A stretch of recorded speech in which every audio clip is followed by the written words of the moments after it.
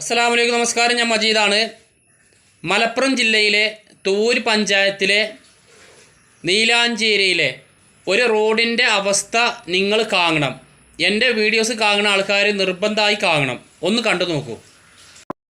നീലാഞ്ചേരിയുടെ ഹൃദയഭാഗമാണ്. ആയിരക്കണക്കിന് സ്കൂൾ കുട്ടികളും മദ്രസ വിദ്യാർത്ഥികളും നടന്നു പോകുന്നൊരു സ്ഥലമാണത്. മഴ പെയ്ത് കുണ്ട് വെള്ളം നിറഞ്ഞ് നിൽക്കുന്ന സമയത്ത് അതിലൊരു ഓട്ടോറിക്ഷ വന്ന കുട്ടികളുടെ മേത്തൊക്കെ ആകെ വെള്ളമായി. ഇതിപ്പോൾ ഗവൺമെൻറ് ആരാണിത് നന്നാക്കേണ്ടതെന്ന് ഇപ്പോൾ ആർക്കും അറിയില്ല. ജില്ലാ പഞ്ചായത്താണ് അറിയും, PWO ആണ് അറിയും, ബ്ലോക്കാണ് അറിയും, പഞ്ചായത്താണ് എന്ന് പറയും. ആരുടെ അമ്മായിമ്മ മൂതിരക്കല്ല് അറിഞ്ഞ മാതിരിയാണ് ഇപ്പോൾ നമ്മളെ ഈ റോഡിൻ്റെ അവസ്ഥ.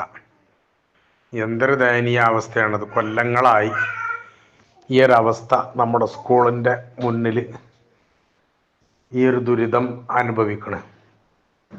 ഇതിൻ്റെ ആരാണിതിന് ഉത്തരവാദി എന്നുള്ളത് കണ്ടുപിടിച്ച് ഉത്തരവാദിത്തപ്പെട്ട രാഷ്ട്രീയ നേതാക്കന്മാരും പ്രവർത്തകരും ഇത് മുന്നിട്ടിറങ്ങി ഇവിടുത്തെ ഈ പ്രശ്നം പരിഹരിച്ച് വിദ്യാർത്ഥികൾക്കും നാട്ടുകാർക്കും രോഗികൾക്കൊക്കെ സുഖകരമായ യാത്ര ചെയ്യാൻ അനുയോജ്യമായ ഒരു രീതി ഇവിടെ ഉണ്ടാക്കണം എന്നുള്ളത് തന്നെയാണ് നാട്ടിലുള്ള എല്ലാ ആളുകളുടെയും അഭിപ്രായം.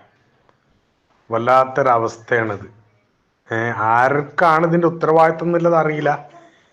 ബ്ലോക്ക് പഞ്ചായത്താണോ, ജില്ലാ പഞ്ചായത്താണോ, ഗ്രാമപഞ്ചായത്താണോ, സ്റ്റേറ്റ് ഗവൺമെൻറ്റാണോ എന്നുള്ളത് ആർക്കും അറിയില്ല. ആരും ഇതിന് ഉത്തരവാദികളും അല്ല. വല്ലാത്തൊരവസ്ഥ.